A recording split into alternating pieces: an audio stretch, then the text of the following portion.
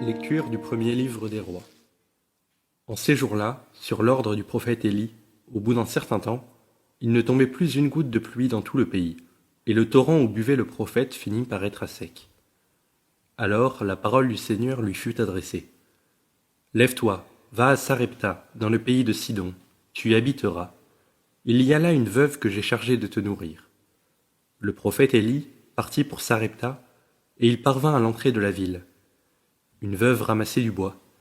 Il l'appela et lui dit « Veux-tu me puiser avec ta cruche un peu d'eau pour que je boive ?» Elle alla en puiser. Il lui dit encore « Apporte-moi aussi un morceau de pain. » Elle répondit « Je le jure par la vie du Seigneur ton Dieu, je n'ai pas de pain. J'ai seulement dans une jarre une poignée de farine et un peu d'huile dans un vase. Je ramasse 2 morceaux de bois, je rentre préparer pour moi et pour mon fils ce qui nous reste. Nous le mangerons, et puis nous mourrons. » Élie lui dit alors, « N'aie pas peur, va, fais ce que tu as dit.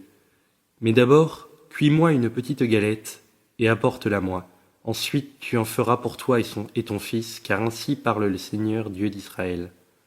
Jarre de farine, point ne s'épuisera, vase d'huile, point ne se videra, jusqu'au jour où le Seigneur donnera la pluie pour arroser la terre. » La femme alla faire ce qu'Élie lui avait demandé, et pendant longtemps, le prophète, elle-même et son fils eurent à manger.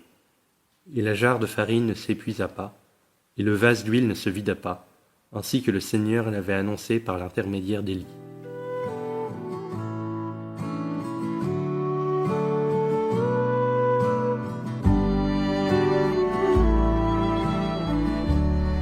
Sur nous, Seigneur, que s'illumine ton visage.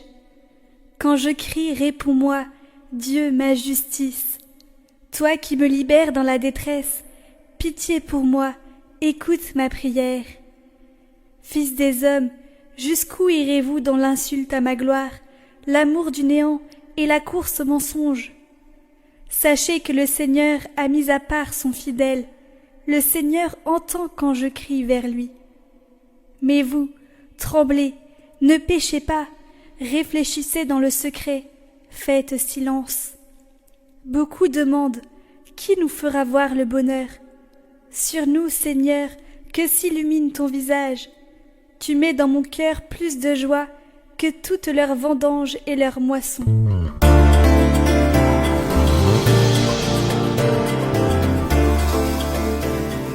Évangile de Jésus-Christ selon saint Matthieu. En ce temps-là, Jésus disait à ses disciples : « Vous êtes le sel de la terre.